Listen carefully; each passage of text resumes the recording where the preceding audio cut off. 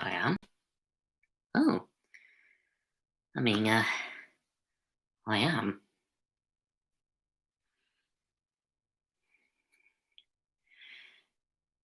Now I just wait for somebody and yeah.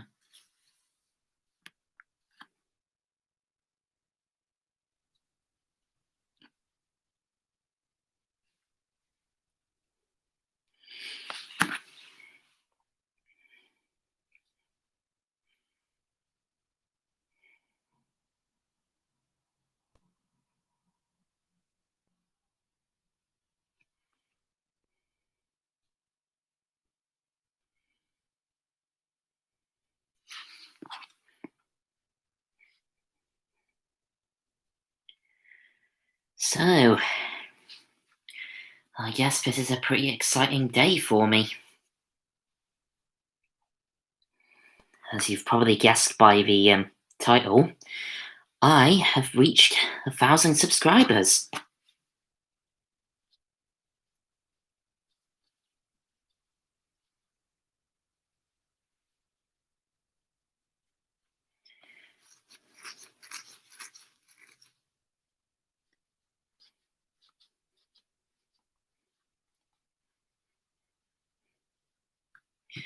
Um, Hello, Rapid Harpoon. I have no idea who you are, but hello.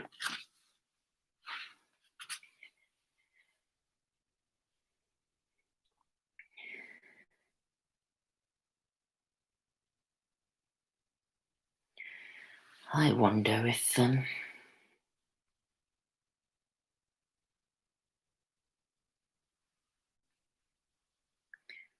anybody else is going to join.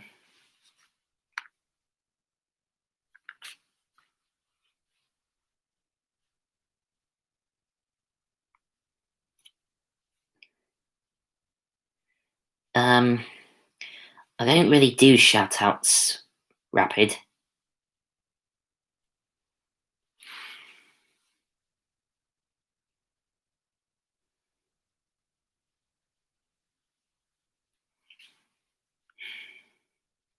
Actually, I'm just gonna check and see if something's.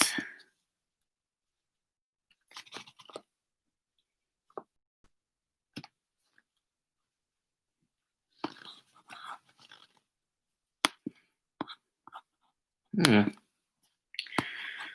Well, nobody's live from what I can see. But there's 6 people watching now. That's good.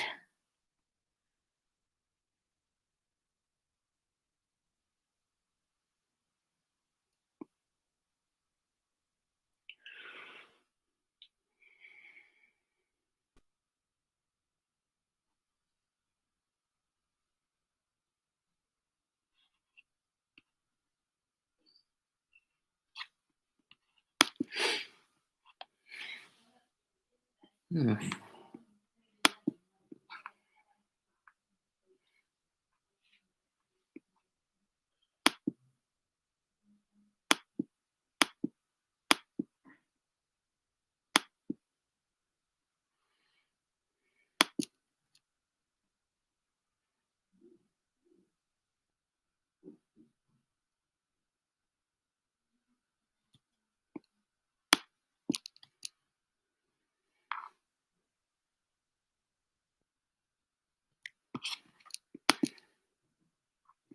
Hmm. I wonder who else is watching.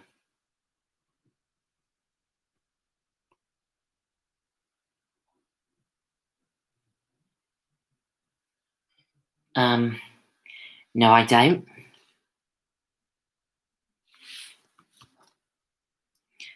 Ah, hello, UV.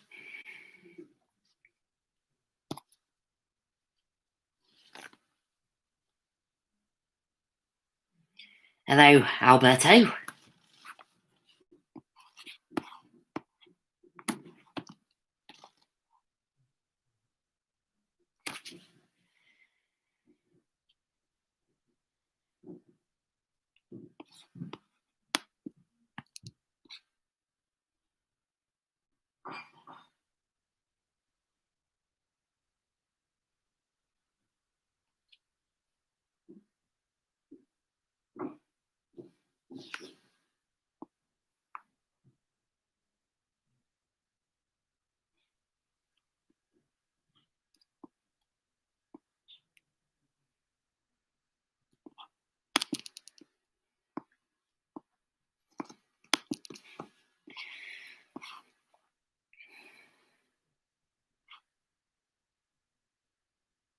I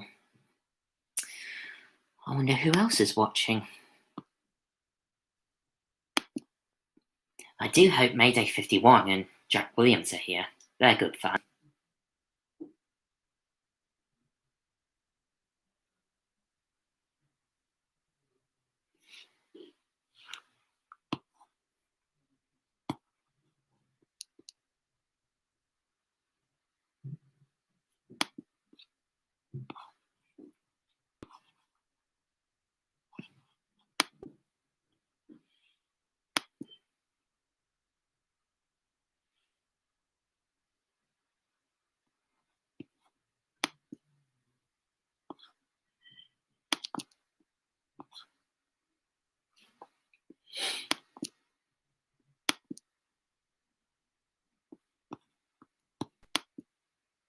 Ah, hello, Ben. So, this is the big one. I've reached 1,000 subscribers. And, yeah, I thought I'd do a live stream about it. Well, to celebrate it, rather.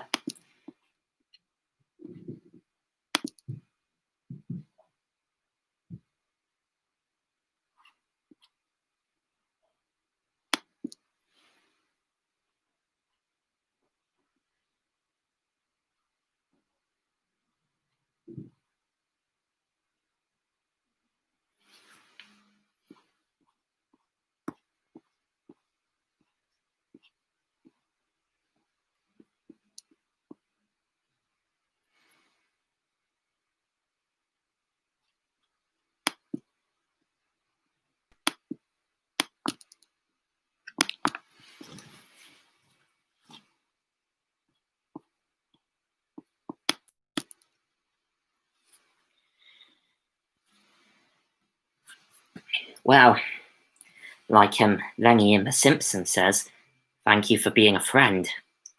I forget which episode that is, but yeah, I suppose it's fitting for this situation.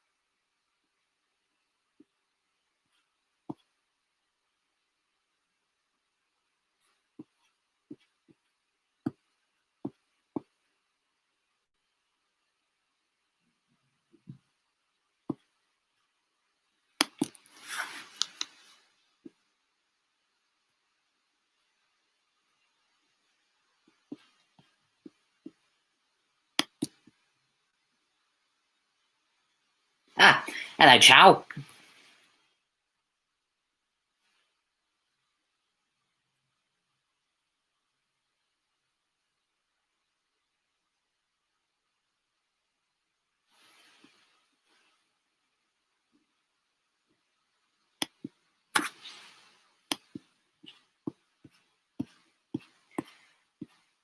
So,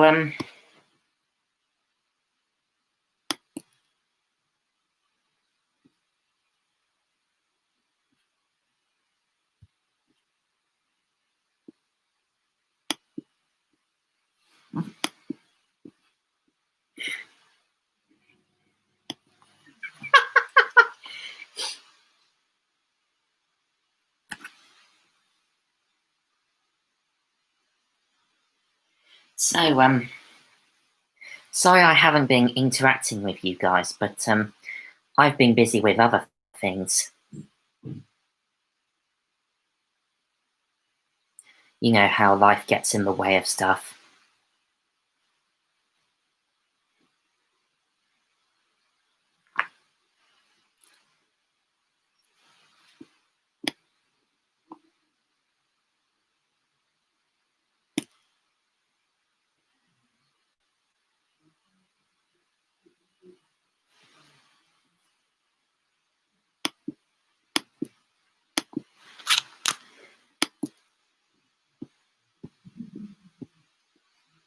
So, 1,000 subscribers. You know, many of my old school friends laugh when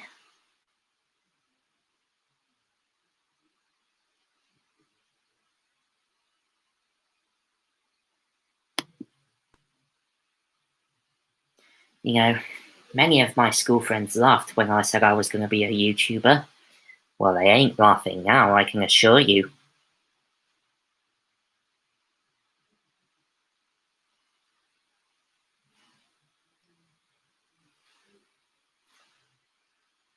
'20th. Oh yeah, 20th Century Fox and MGM did have an alliance, didn't they? Because the only other one I know they did was with Columbia.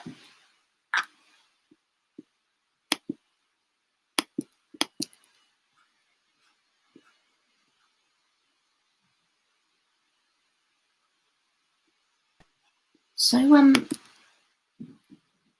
of yous remind me, when was the last time I did a live stream?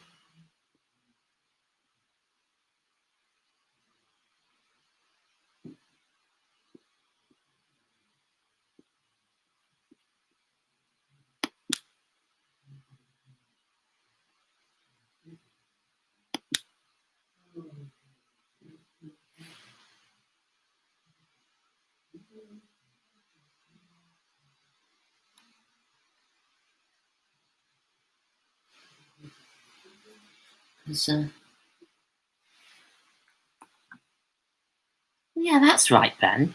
It was, wasn't it?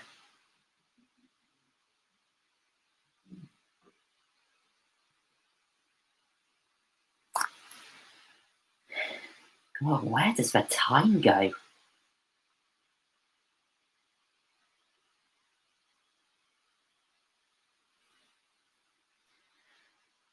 Yeah, as I say, sorry I haven't been interacting with you guys.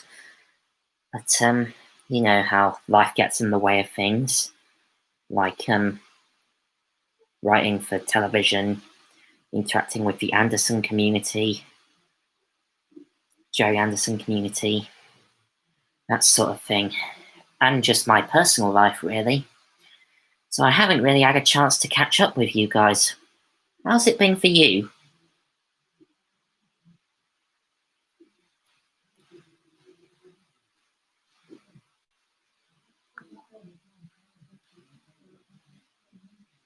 Oh, if you can hear guests, my mum's got some friends over for a pre-birthday barbecue, because it's her birthday tomorrow.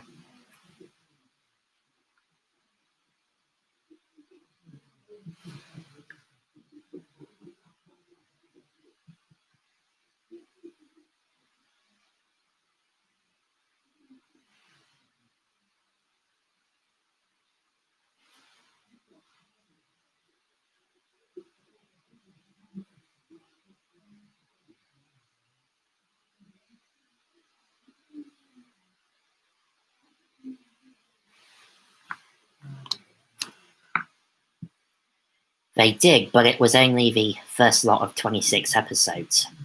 And I do happen to own those 2 DVDs. Because Brian Cosgrove gave them to me when I last went to CHF.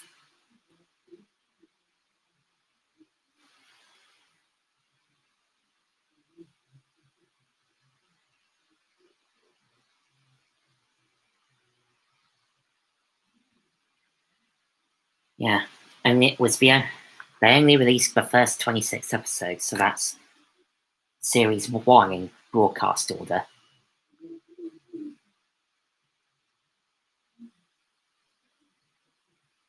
Yeah, I was given those DVDs to use as a guide when writing my episodes. Ah, hello, matey. I knew you'd come along. So, 1,000 subscribers, and they said it wouldn't last.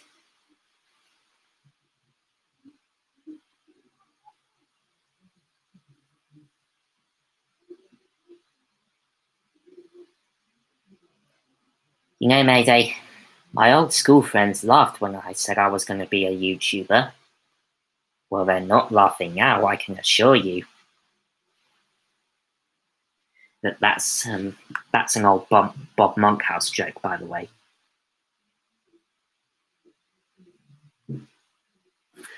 Maybe here's BBC iPlayer are due to release Battlestar Galactica. Flipping heck, I must look into this.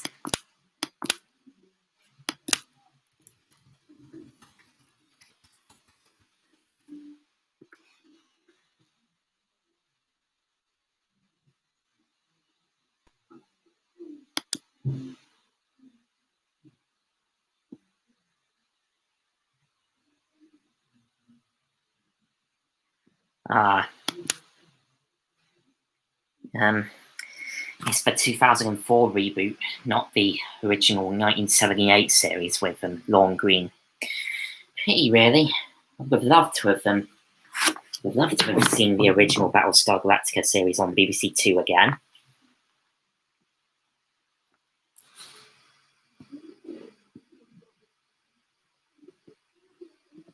Oh, hello, Ness.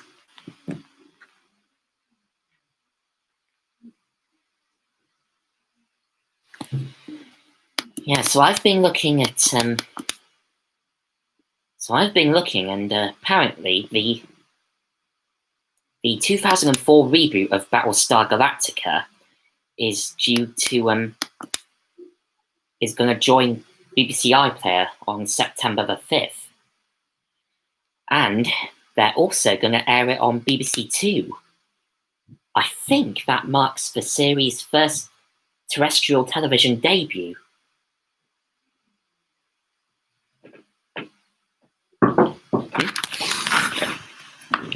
Hang on a minute. Hello? You okay? Yeah, I'm a bit busy at the moment. I'm doing a live stream.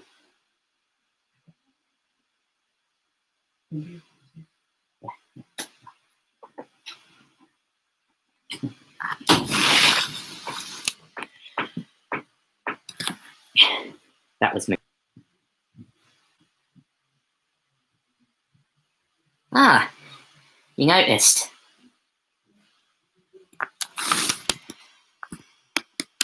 Yeah, so according to what I've read, the 2004 series of Battlestar Galactica, as well as being on BBC iPlayer, it's also going to be on BBC Two. I think that marks the first time the BBC has aired any Battlestar Galactica input since 2001, when they had the rights to the original series.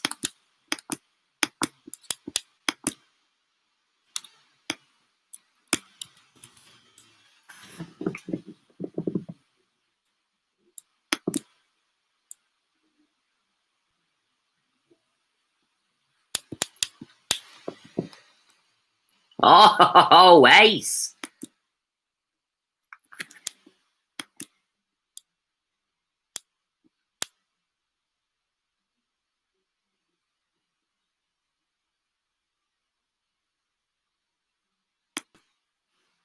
"9:45 p.m.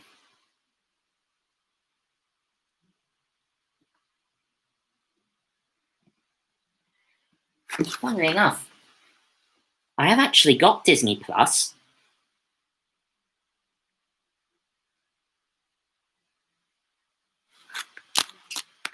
Yeah, only gripe I have with it is that it doesn't have the Aladdin TV series.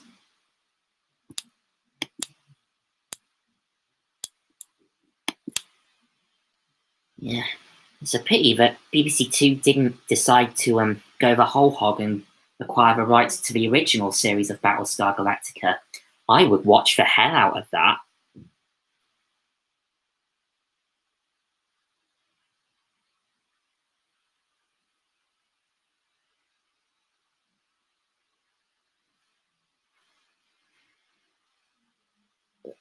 Sorry about the beard, by the way.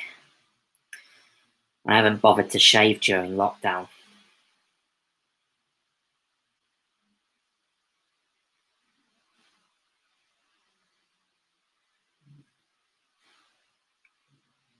I might get it shaved before I see you next. Well, I don't know. Battlestar Galactica is owned by NBC Universal. I'm aware of that. I don't know. Would I look good with a beard?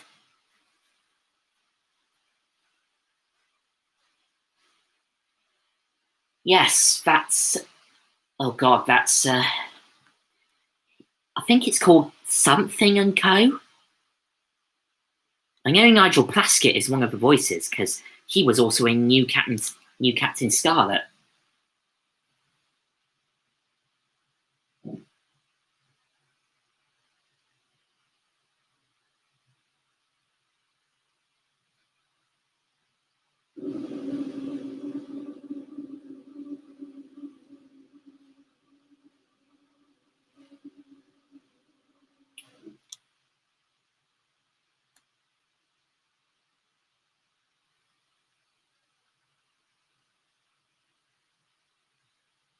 Ah, Monty and Co. Yeah, because in New Captain Scarlet, Nigel Plaskett is the voice of Dr. Gold.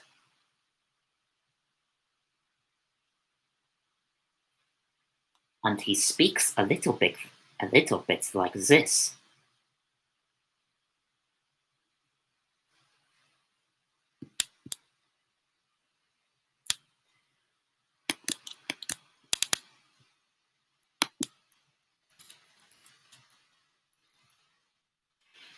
I've also been getting into a show called Dog Loves Books,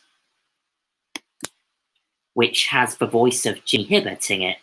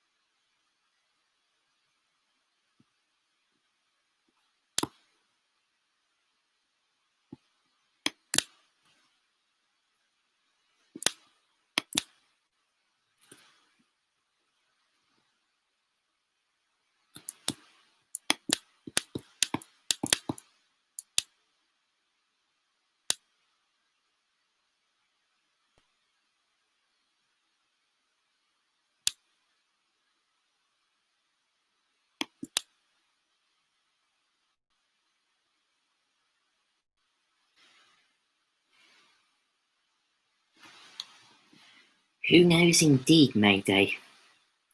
I mean, I should imagine the BBC is a bit more.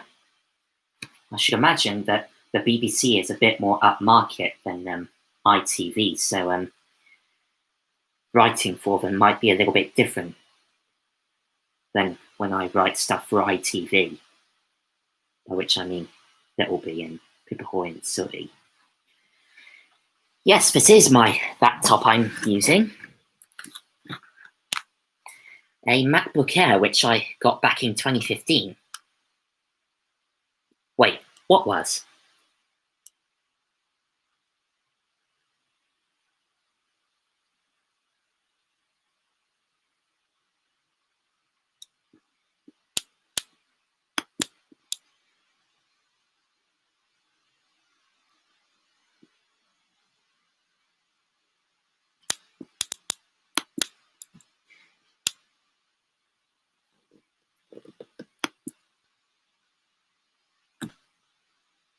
I mean,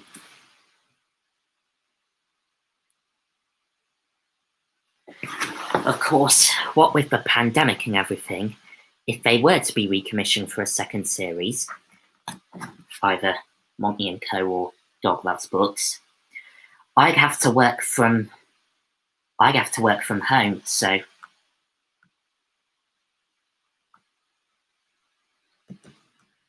don't know really, Chow. I've never really bothered to look into the technical side of things.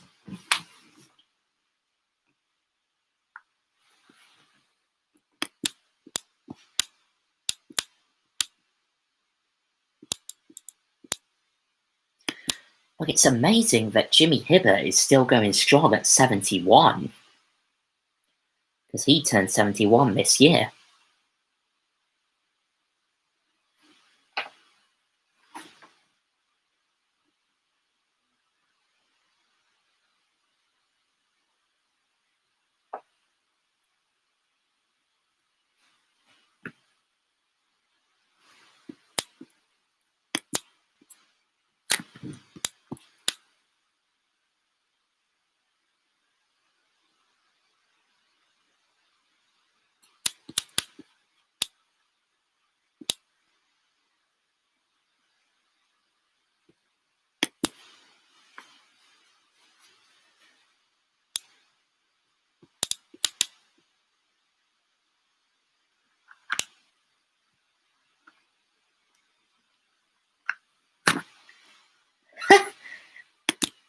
John Thompson's in Dog Loves Books as well.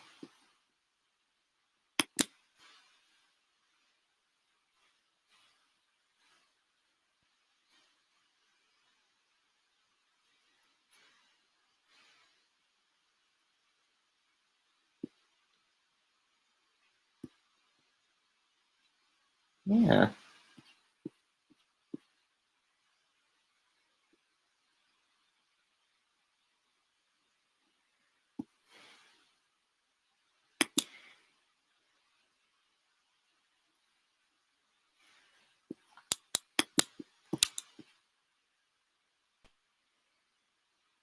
I must get in touch with Comics Entertainment and see if they're accepting any writers. You think I should do so during the live stream or after?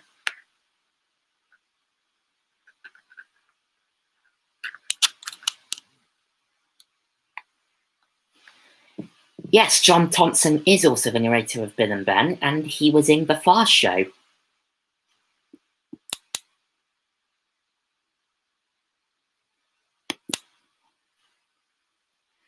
And he was also in Cold Feet. Jimmy Hibbert also appeared in an episode of that.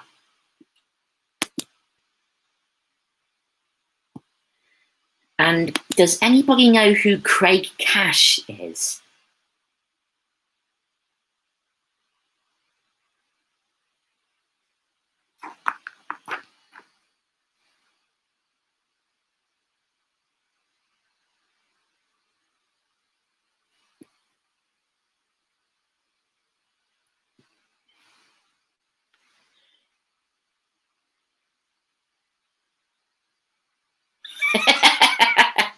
Does my bum look big in this? Megan knows what I'm talking about.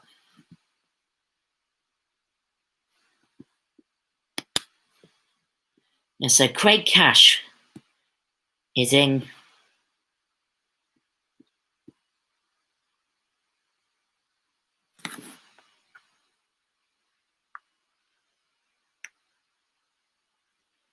is a star of Gogglebox and the Royal Family.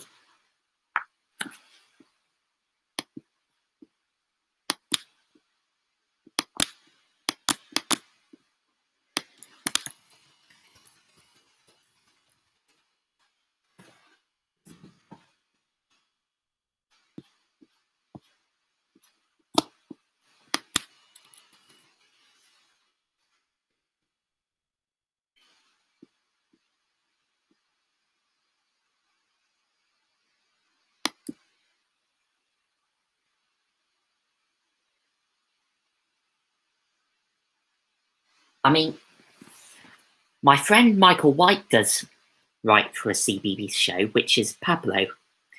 Maybe I could get him to give me some advice on writing for the BBC.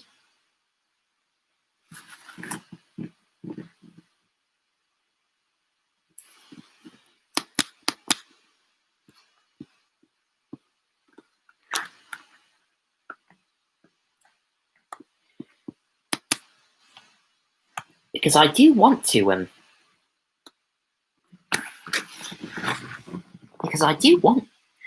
because now that I've heard a bit more about Dog Loves Books, I think I might want to write for it.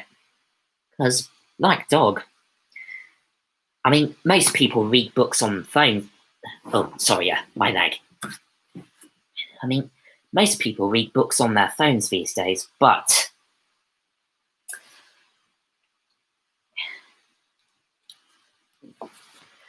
I still prefer the warmth and feel of a good old-fashioned physical book.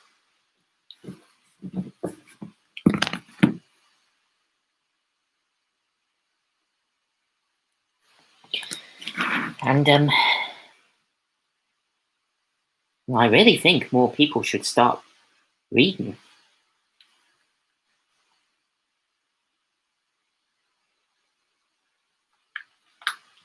Physical books, I mean.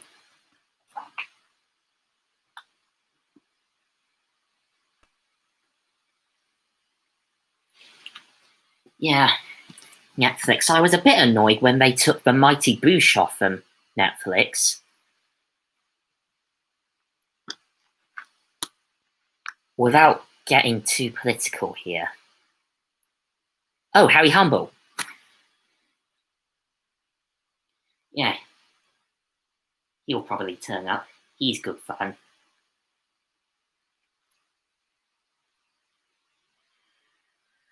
Although, I suppose one good thing about tablets is that when Hieroglyphics eventually goes on to air, it's going to have an app alongside it, which you can use, the camera function, as you watch the show, to capture a hidden hieroglyphic that's hidden in each episode, and then you can use it to access games on the app.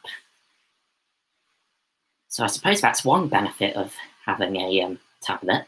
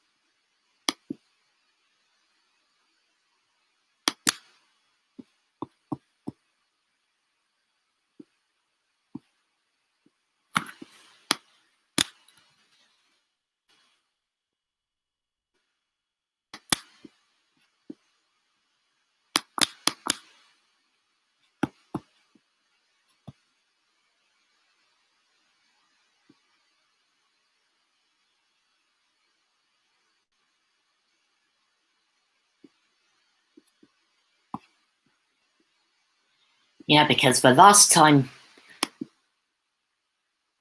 the BBC aired any Battlestar Galactica related material was when they aired part 3 of Galactica Discovers Earth back in 2001.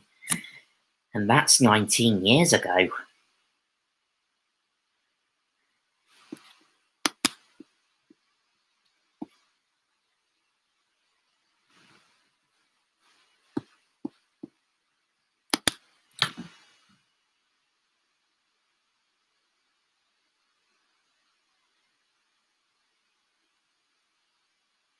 So, here be dragons. So, what else has everyone been up to since I saw you last? Which was on Valentine's Day, I believe.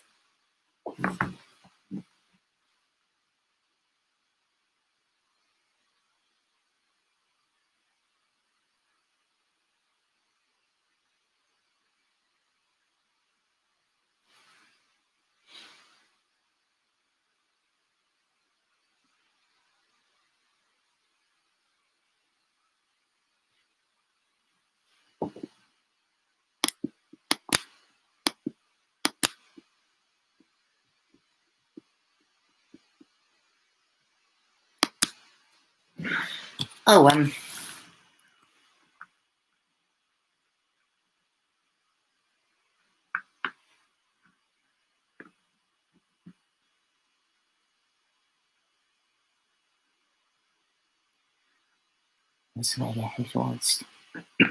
excuse me. Got a bit of a frog in my throat. I could try, Mayday. I'll have to scour Tinternet, see what I can find, but yeah, I'm up for it.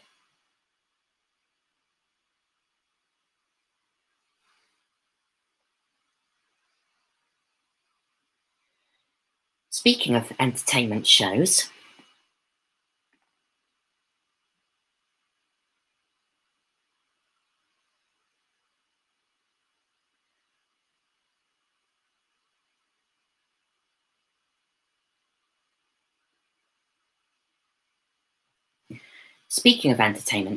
I thought I'd share with you a couple of new segments I thought of for Ghoulies. So the first one is called Scaredy Pants.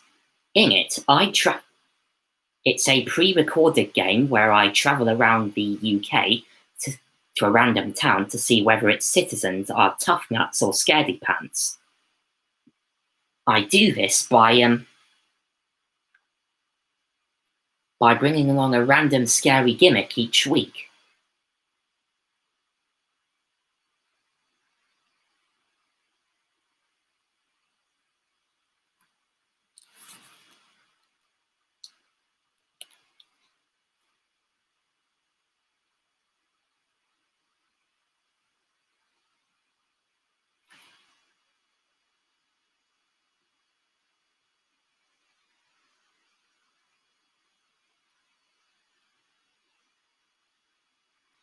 I'm also working, Mayday, on a BeastEnders episode, so you can finally see what it's like.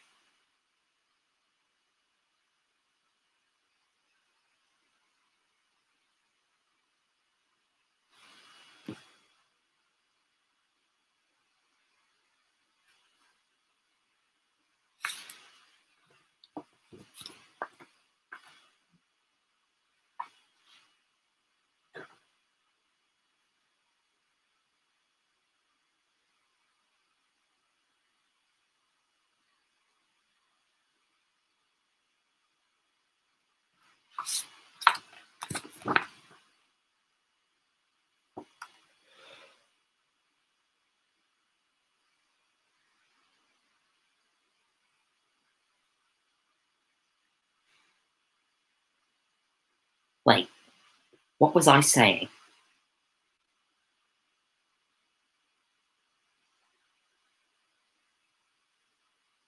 Oh yeah, about BeastEnders.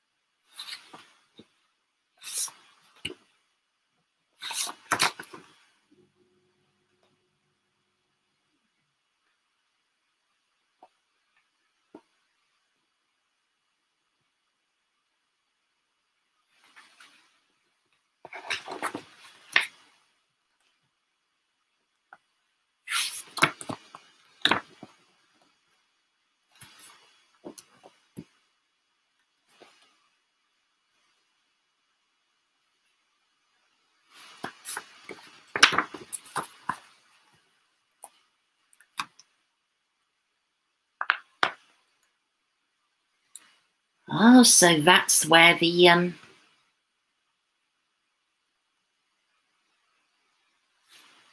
October 2017. That's nearly 3 years ago.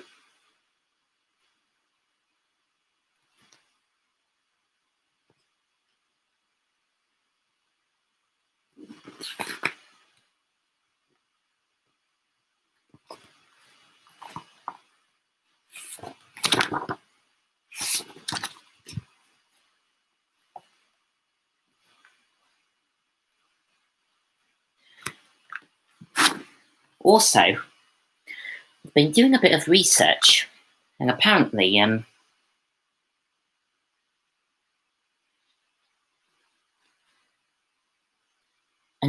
from Okie Doke up until Bill and Ben, Cosgrove Hall filmed their stop motion shows, with the exception of Lavender Castle, on Super 16mm film. Now, Super 16mm film, you can get an HD resolution out of it, but it won't be as sharp as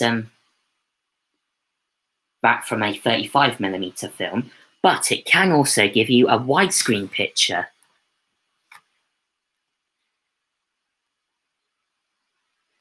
So, that might also be the reason why Molly's Gang is weirdly in widescreen.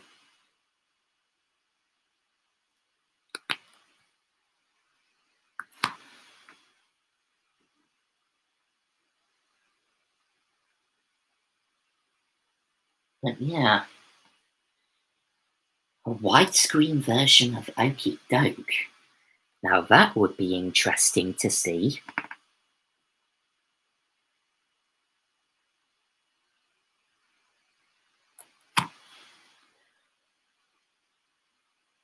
That is, if the original film elements exist, because from what I know, Cosgrove Hall cropped the finished film to 4:3 for editing. They did the same with quite a few other shows back that day as well.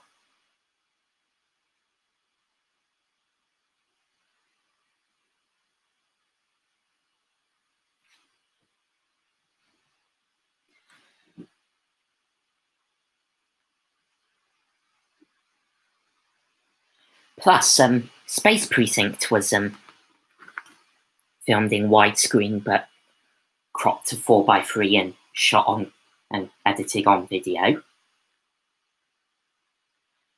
And luckily, the original film elements for that show exist. Rather bizarrely, in a warehouse in Somerset. So,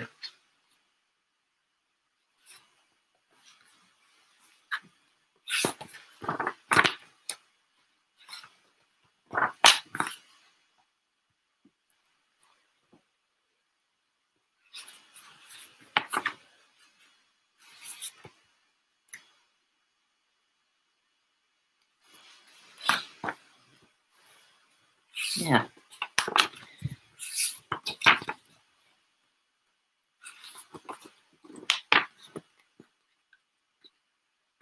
Ah, hello, Harry. So I've reached 1,000 subscribers.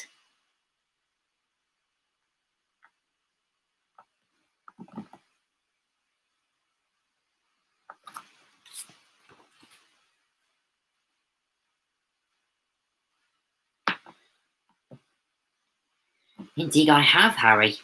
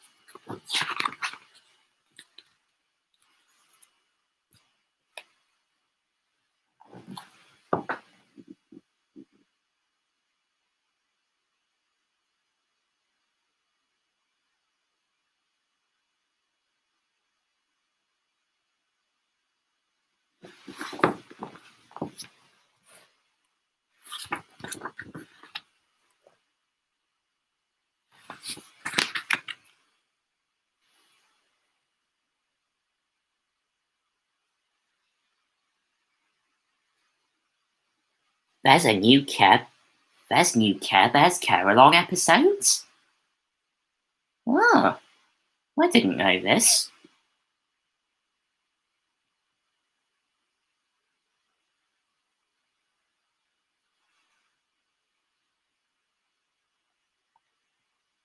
Hmm.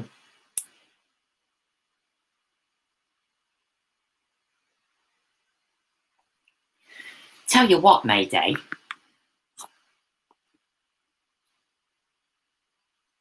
I've just had a thought.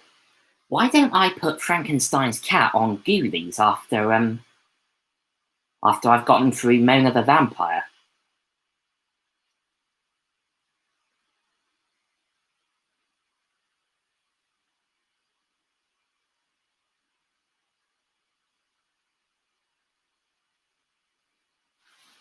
Ah, I thought you were thinking of Care Bears Unlock the Magic.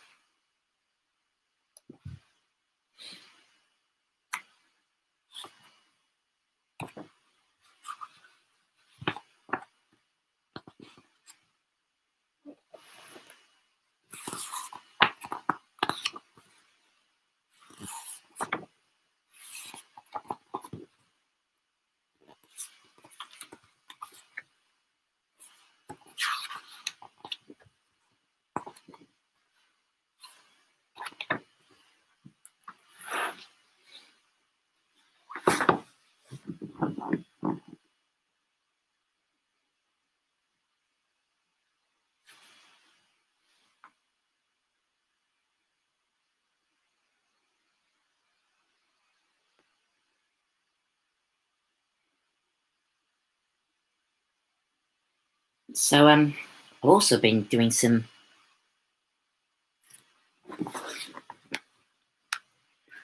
I've also been keeping in correspondence with Charlie Ward, who is the main man behind Pip Ahoy.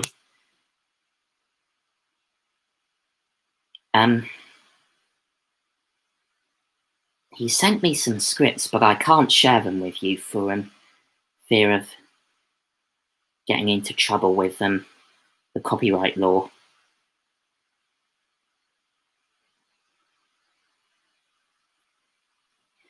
And I also found out just how much it is to make 26 episodes of Pip. Hold on a second.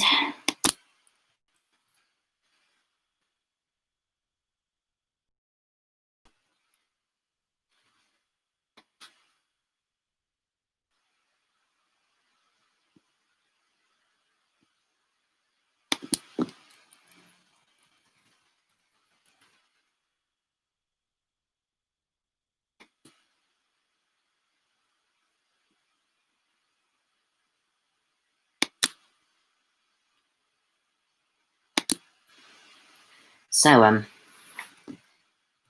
it costs about £150,000 to make one episode of Pip Ahoy.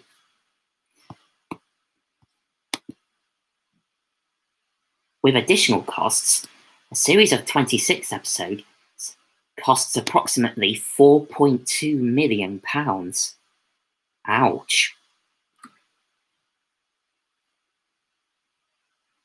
But it's worth it in the end.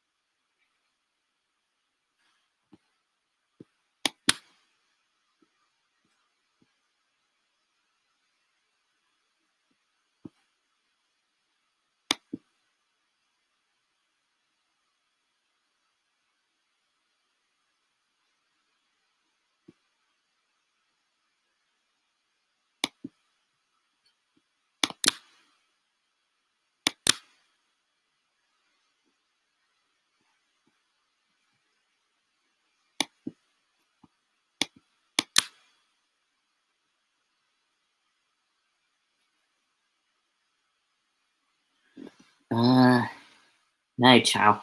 I've heard of Noggin the Nog, but...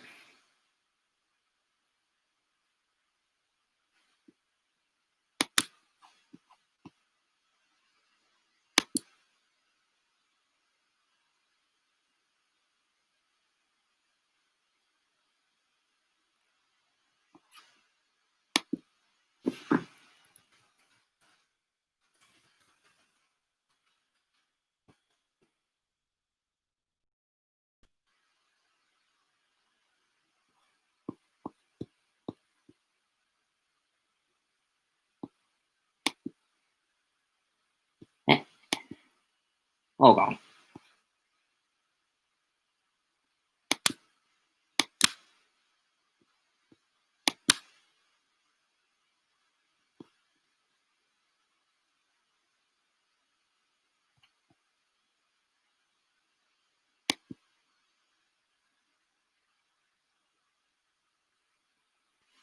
Hmm.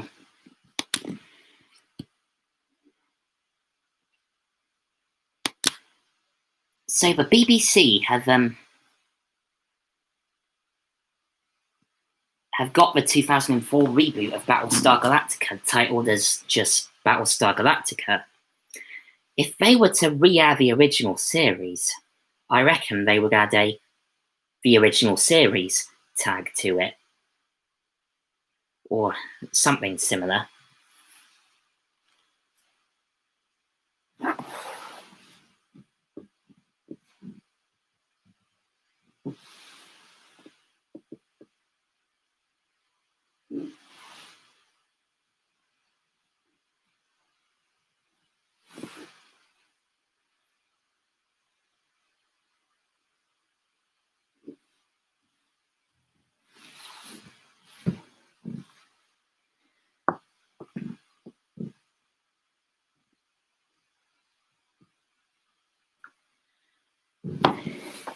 To be honest, Harry, I didn't even know Saban did live-action shows.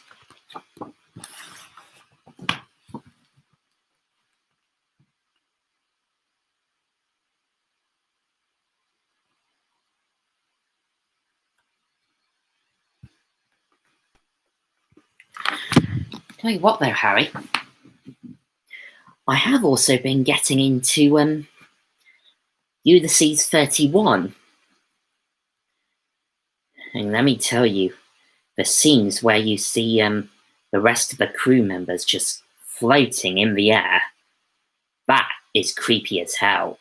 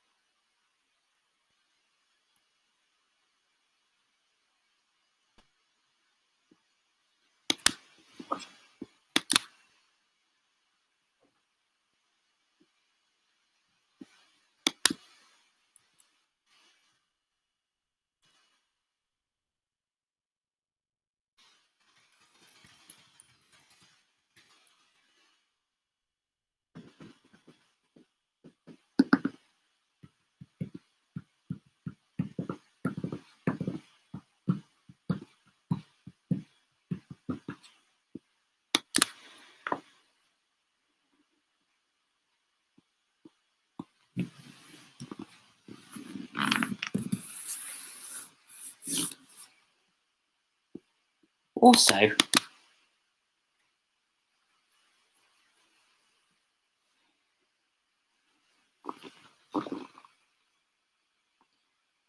remember that video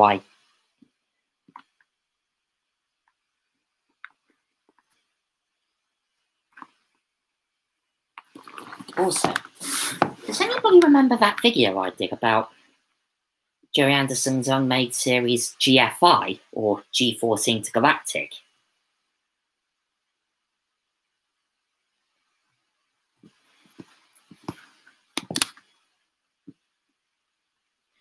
Because I've been working, right, on a series Bible, which is a what if that show had gone to air, and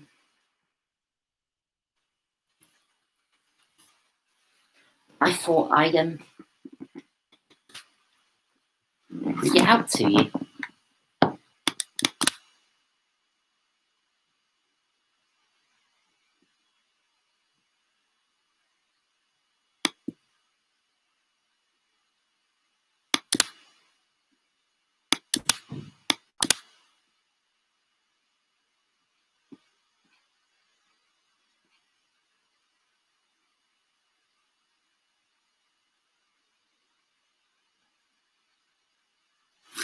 So the first episode is Warming Warning. When the planet Zeta is No, that's not how you spell affected. There we go. When the planet Zeta is affected by massive global warming, which melts its polar ice caps, the farmers of Zeta are forced to build boats and take to the ever-rising seas. The only available land is controlled by the evil Lord Tyron and his warriors. To save the farmers and the planet, GFI must first overcome Tyron and his mighty metallic fortress city. Number 2 is Omega. The TB-92 computer on moon base Omega, orbiting the planet Gokarus, is due to be replaced. In response, the program defends itself by taking over the colony and mass-producing an army of assault vehicles. GFI's efforts only make matters worse, as the computer counters their retaliation by draining the life support of its captured humans. Number 3 is Not So Different. A thunderstorm in the mountains of the planet Melnor has resulted in a spaceship crash, which in turn starts a severe forest fire. It's up to GFI to extinguish the fire before it can threaten a nearby nuclear reactor. Number 4 is Snowward Bound. I must admit, it's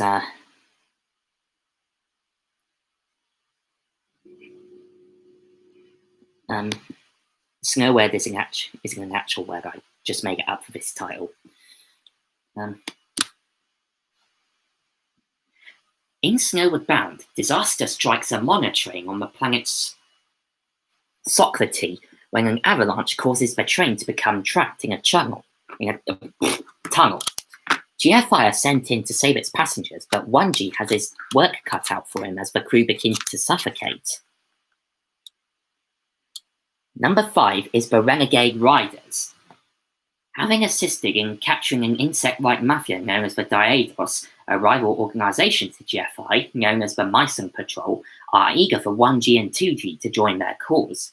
However, the bandit leader Zynax subsequently escapes the prison planet Bars 7X with a robot known as Headcase, leading to a 2-against-2 showdown between heroes and Diados.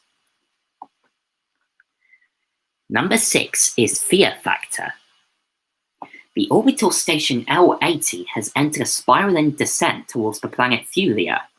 One of Johnny Moore's students temporarily joins GFI as 3G in an attempt to save his father's life work. Will 3G overcome his crippling astrophobia in time? Number 7 is Unplugged. UP Plant 1, the Myson system's first underwater commercial thermoelectric power plant, is built directly over a fault line near the planet Aquarius. Progress goes well until Eddie Fruser heads down to illegally mine for a mysterious substance. His greed results in the fault going unstable and threatens to destroy the entire planet. Number 8 is Tyrant's Revenge Part 1. It's the first anniversary of GFI, but there is very little to celebrate when a supernova threatens a research vessel orbiting the planet Gruanov. To make matters worse, 2G is captured by Lord Tyron and his warriors as part of an insane plot to destroy the United Planets. Number 9 is Tyron's Revenge Part 2. With 2G out of the way, Lord Tyrant and his warriors have now infiltrated the top-secret Z-30 project behind the interstellar waterfall of Moonshadow Falls, with intent to lure the rest of GFI to the scene and steal their machines. Number 10 is Shockwave. A lunar shuttle filled with trainee astronauts is thrown into danger when the nearby Glideen space station explodes. To make matters worse, the station's destruction triggers Operation Shockwave, a defense protocol that could devastate the Mycin system. GFI are subsequently left with the dilemma of choosing whether to save the shuttle before it burns up, or save the United Planets HQ from a missile crisis. Number 11 is Guardian.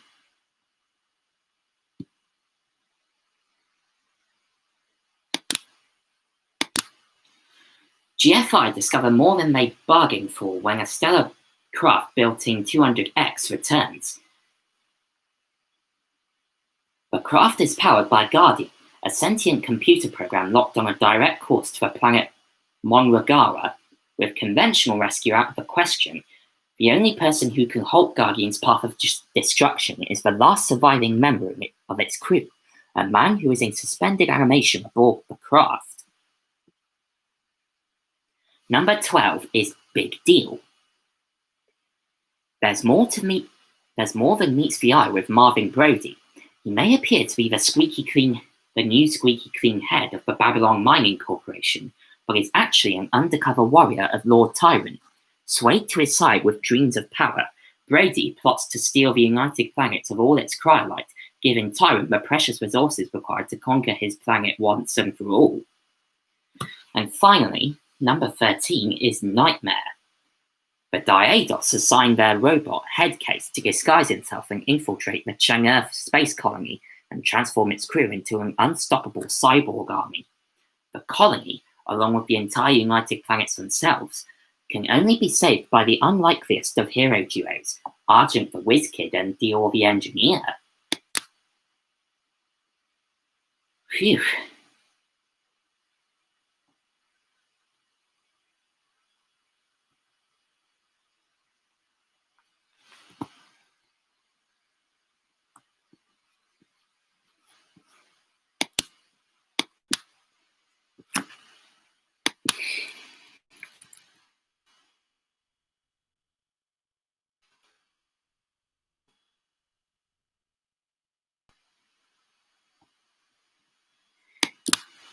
Well, I've been looking on the Australian version of eBay.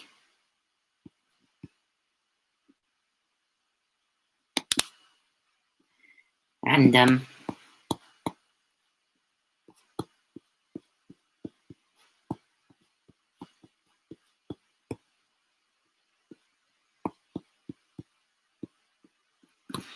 because I want to give a friend in Australia, who is MK Mentalist, I want to give him some Lavender Castle DVDs.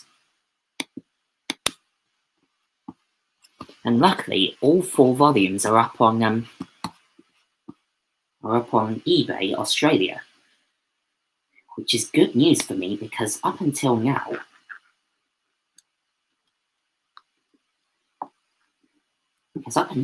Volume 3 has been incredibly rare to find.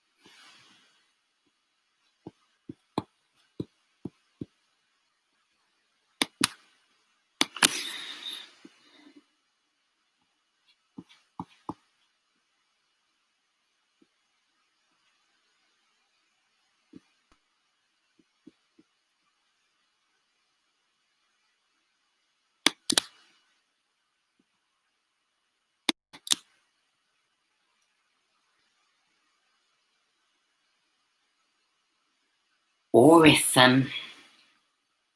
or I could simply give give him the DVDs I've got already of the Australian DVDs of Lavender Castle, but I don't really want to part with them. What do you guys think I should do?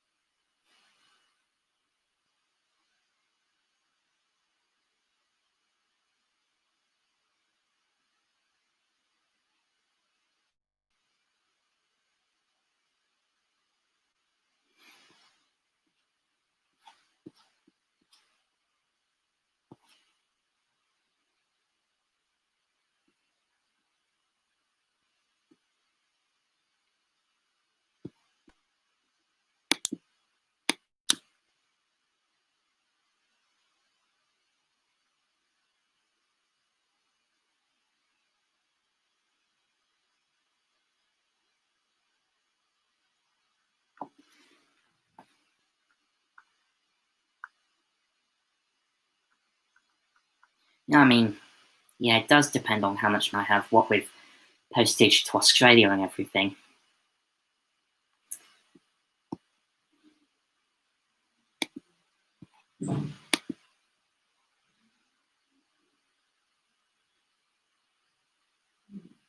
Mm.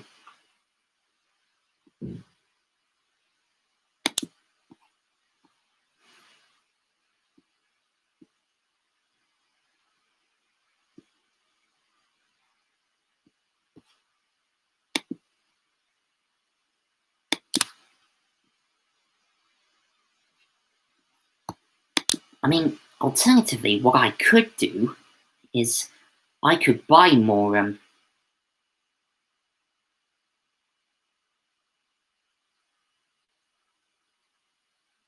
I could buy, 4 more of the Australian Lavender Castle DVDs. Or alternatively, he could buy them himself. I don't know.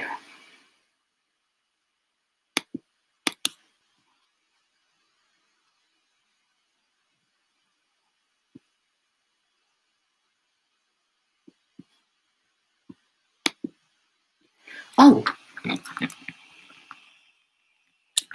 speaking of Lavender Castle, I thought I'd show you something.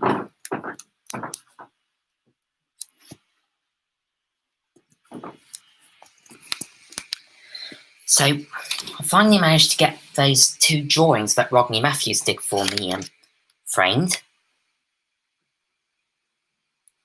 So that is Donald, who is one of Dr. Agon's 1001 Unseen Slaves, who now joins him and his Shoggomantic space bat Trump on his various schemes. And can you see that all right?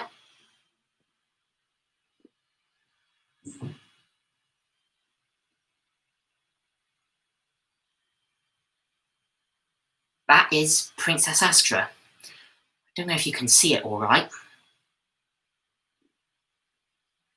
Yeah, she is a young but feisty princess from 500 years in the past and is now the newest member of the Paradox crew. Ooh.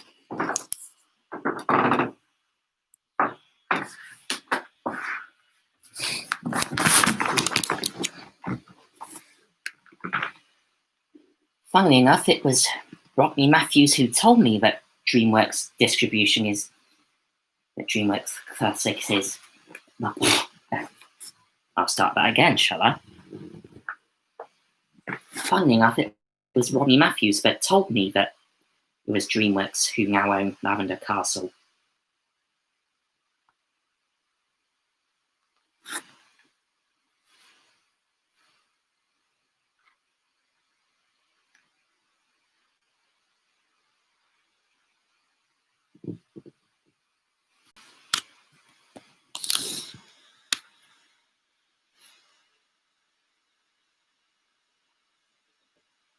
You'd think Peacock would have the common sense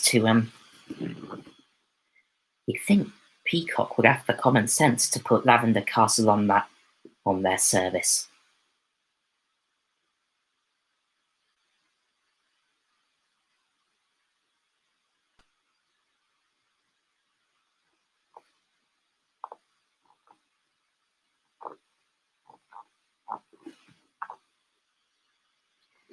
Yeah, because what happened was,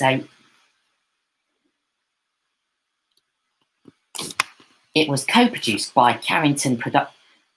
How DreamWorks ended up with it is a little bit complicated.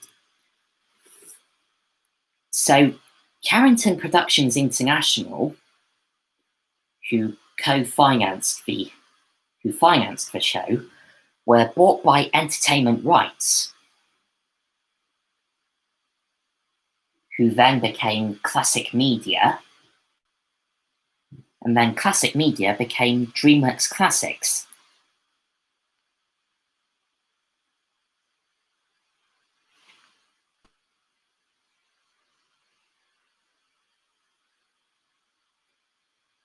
Although, according to what Rodney Matthews told me, Warner Brothers were looking at buying the rights to Lavender Castle at one point, and I think a contract was even tabled up.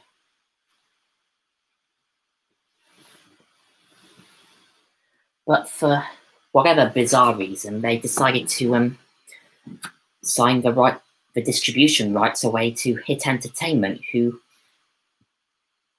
aren't exactly that well known for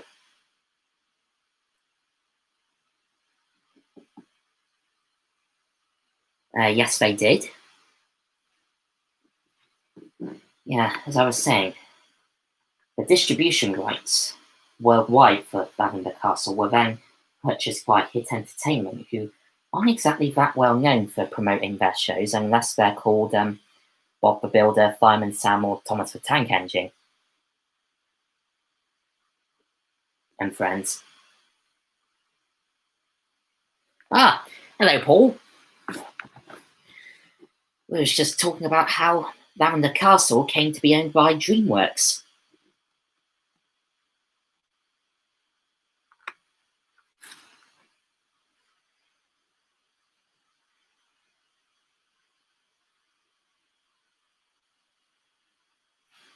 Yeah, you are a little bit late, Paul. I was thinking of them ending this thing in about 20 minutes.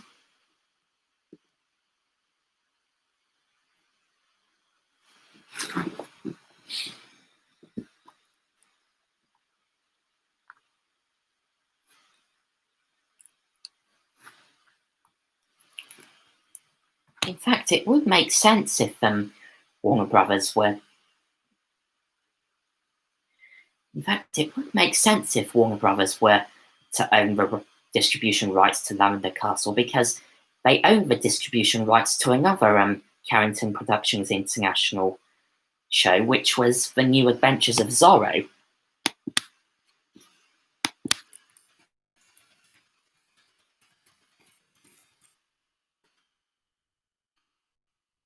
I don't know if anybody's heard or seen that.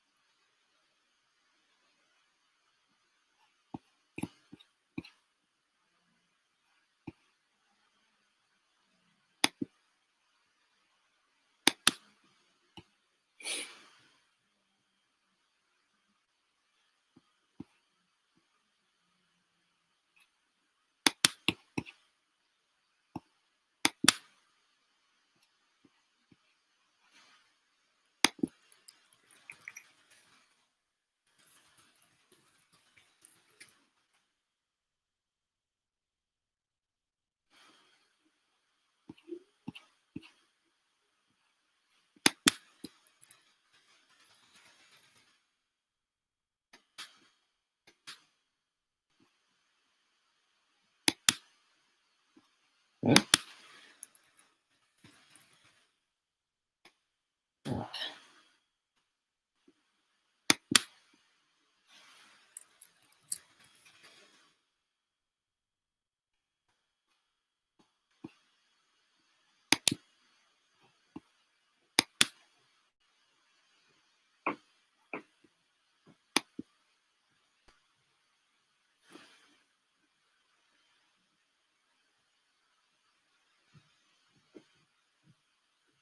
not Alex, what's her name?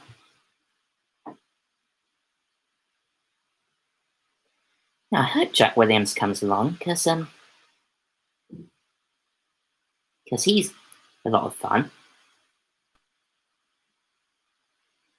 Oh, Alex Lovell, that's who I was trying to think of.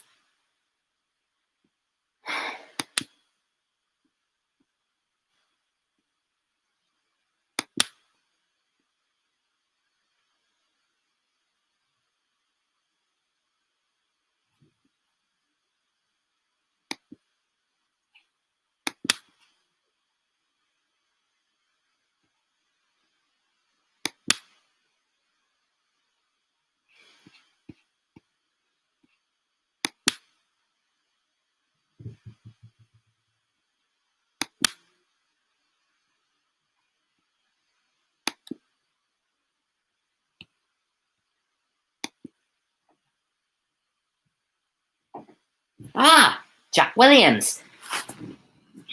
Just in time for the final 15 minutes.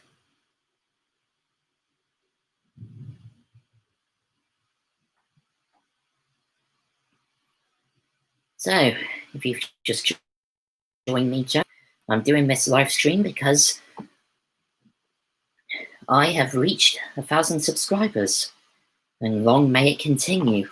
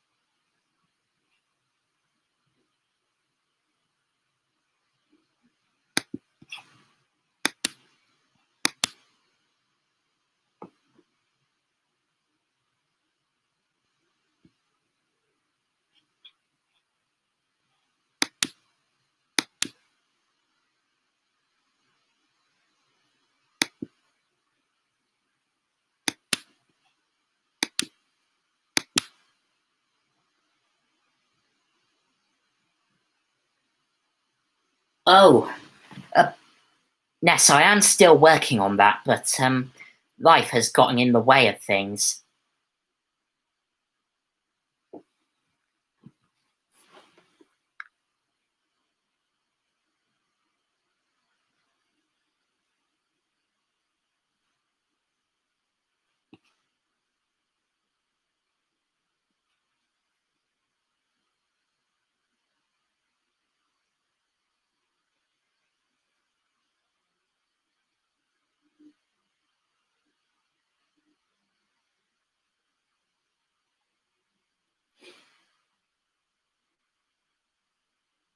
Yeah.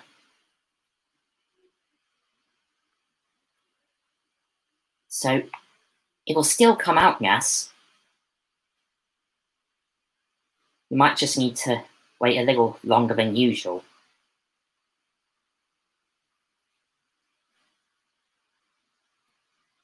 Same with the other people I've got lined up.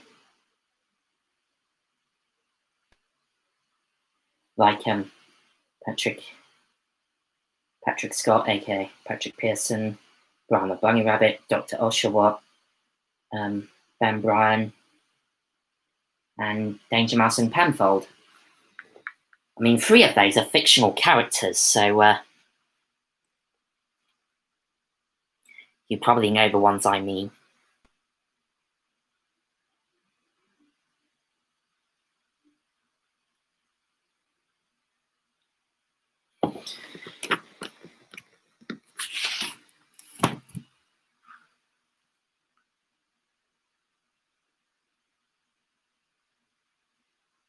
In fact,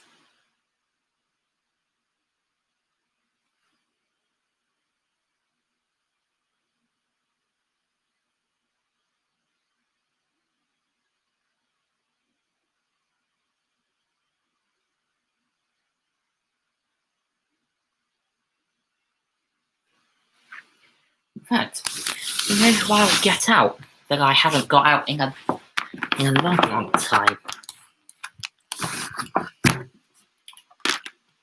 Wait there.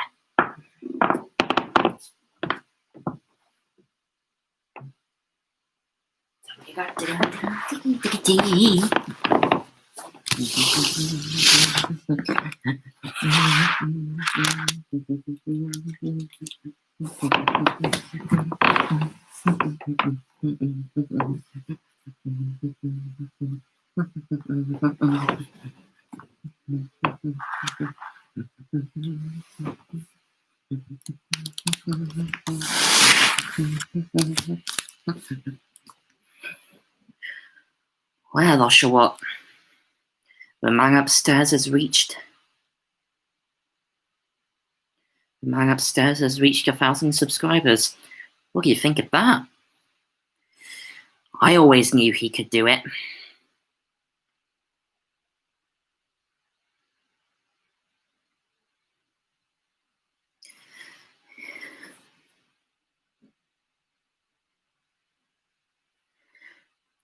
Yep. It's just us two today. The others have gone out for the night to a restaurant called McHooligans. McHooligans, isn't that the place at the corner of? Isn't that the place on the high street where all those drunkards hang around? Yeah, that's the one. The pub.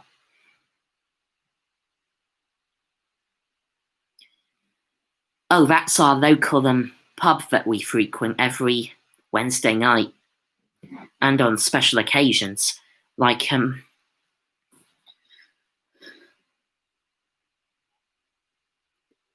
the man upstairs there reaching 1,000 subscribers.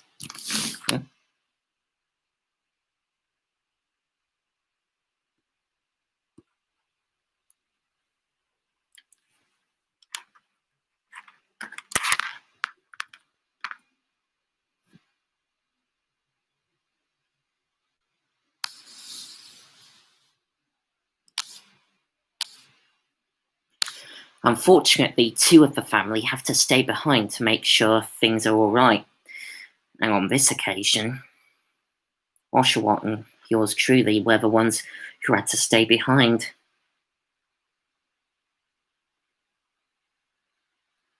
Yeah.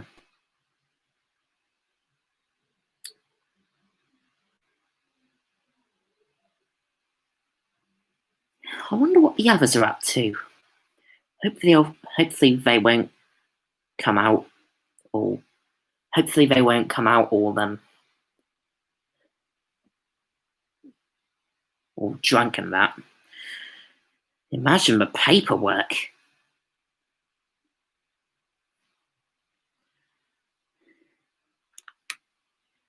Plus, you do not want to see me drunk on anything. I can't even handle it.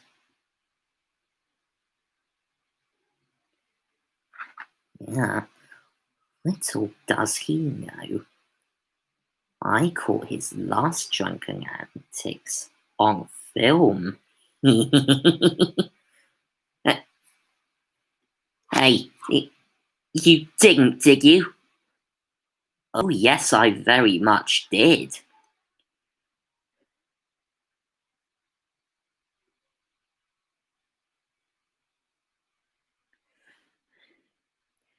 I'm gonna get 250 quid if I send this on to You've Been Kippered. Oh no, you don't! Give me that camera back, you!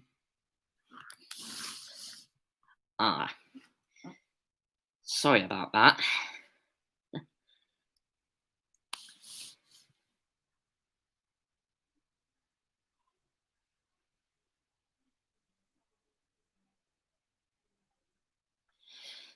But it appears that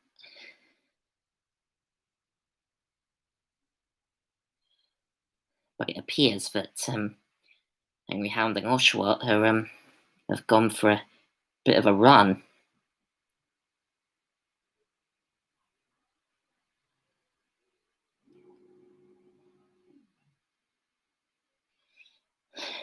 I wonder what he means by drunken footage. I would kill to see that.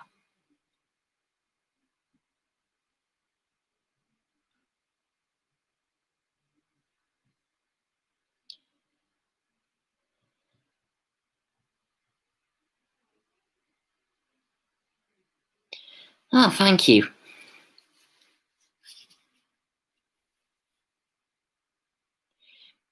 You know, it's the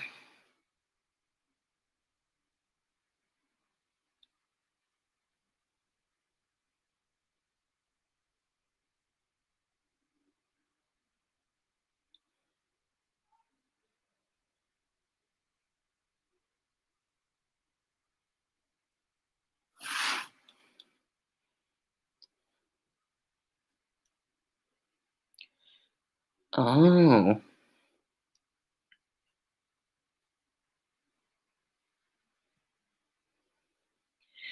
They were also the ones behind Kipper, Percy the Park Keeper, Rolf's Cartoon Club. Um,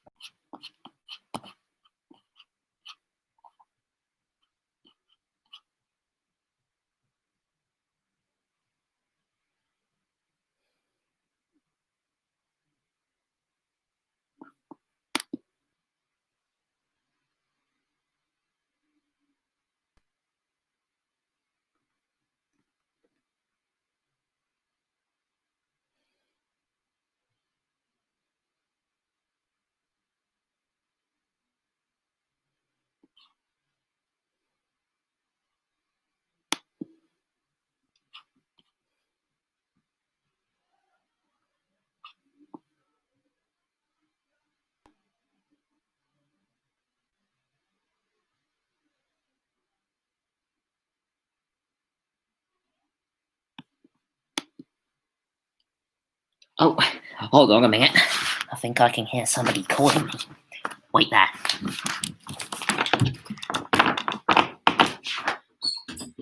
Hello? Did somebody say Alice?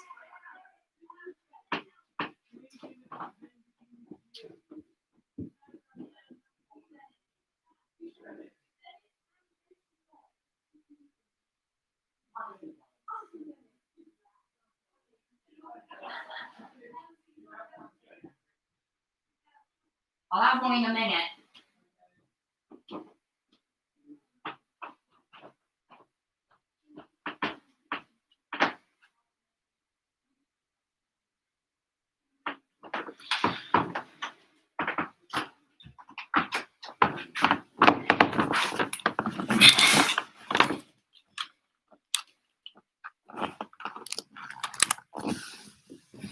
Ah.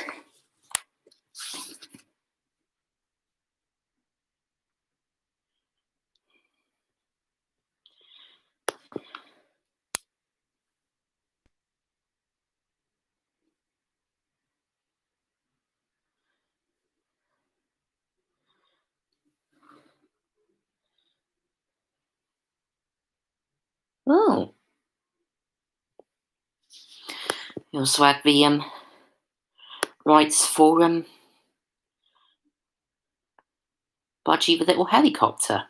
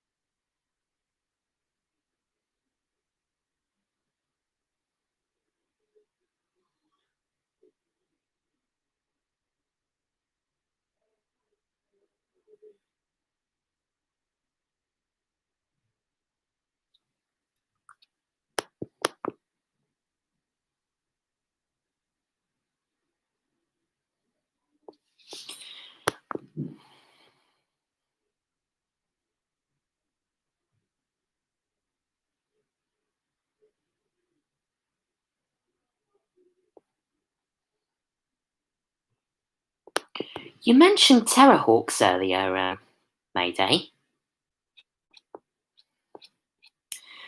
I was doing some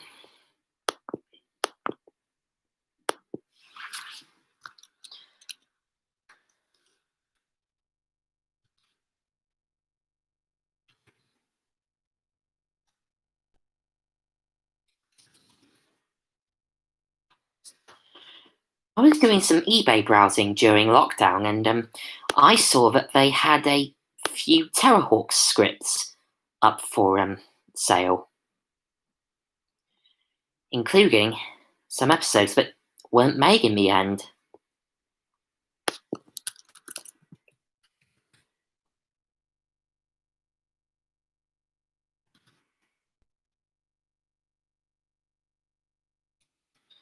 Like,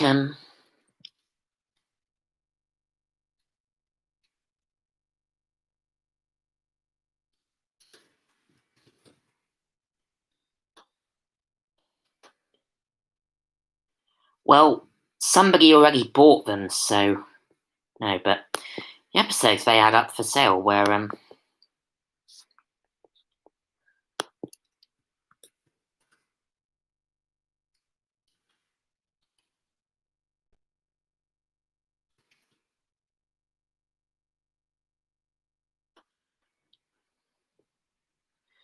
101 Seed,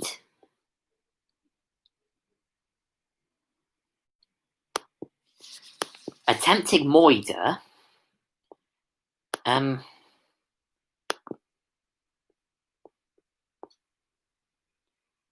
2001 BC: A Space Oddity,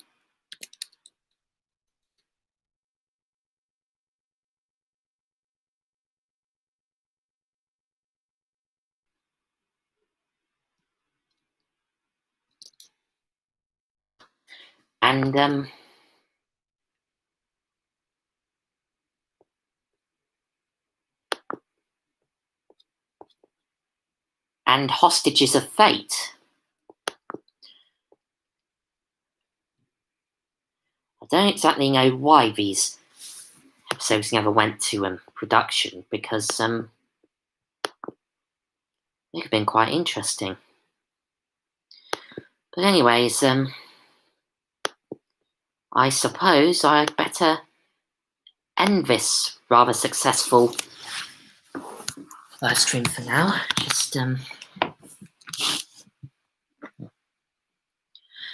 Well, you heard the man upstairs.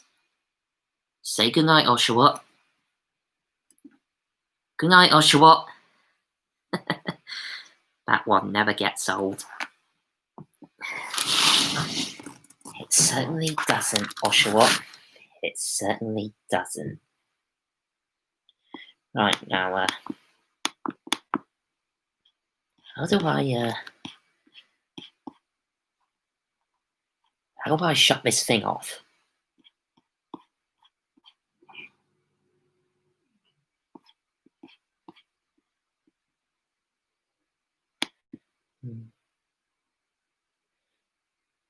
Ah, here we go.